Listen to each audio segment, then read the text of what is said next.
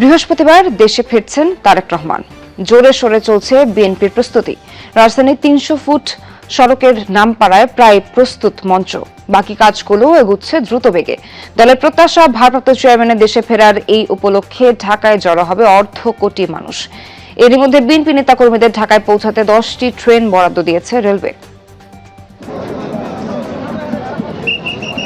মঙ্গলবার সকালে ৩০০ ফিট সড়কের মূল মঞ্চের আশেপাশে সেনাবাহিনীর মহড়া, তারেক রহমানের নিরাপত্তা এই সময়ে সবচেয়ে আলোচিত বিষয়। আর সেই নিরাপত্তা নিশ্চিতে আইন শৃঙ্খলা বাহিনীর তোড়জোড়।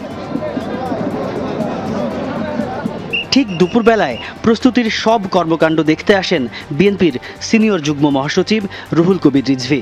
জানান, দলের ভারপ্রাপ্ত চেয়ারম্যানের নিরাপত্তায় সক্রিয়ভাবে কাজ করছে সবাই।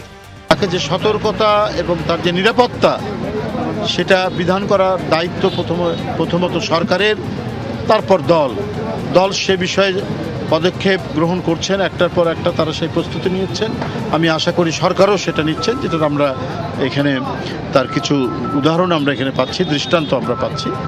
সকাল থেকেই মঞ্চের সামনে মানুষের ভিড়। বেলা যত বেড়েছে ততই বেড়েছে বিএনপি নেতাকর্মীর সংখ্যা। সারা দেশ থেকে কেউ বাসে, কেউ ট্রেনে বা লঞ্চে আগেভাগে এসে পড়ছেন। উদ্দেশ্য একটি, তারেক রহমানকে এক নজর দেখা।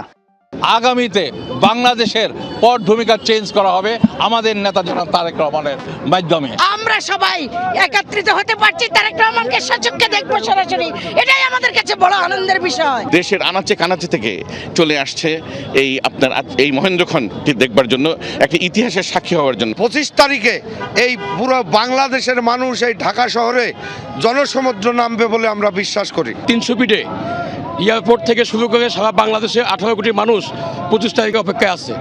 রোদের তেজ যখন কমে আসে, মানুষের ভিড় তখন আরও বাড়ে। একদিন আগেই মঞ্চের আশপাশে নেতাকর্মীদের উপস্থিতি।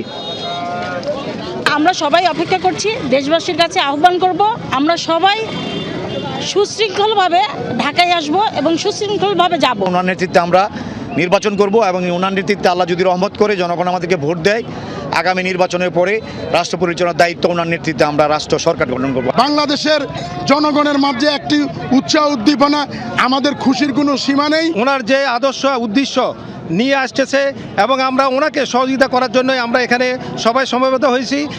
বিএনপি জানিয়েছে, ঢাকায় পৌঁছে ৩০০ ফিটে শুভেচ্ছা বিনিময় অনুষ্ঠানে যোগ দেবেন তারেক রহমান। সেখান থেকে এভারকেয়ার হাসপাতালে যাবেন চিকিৎসাধীন মা খালেদা জিয়াকে দেখতে।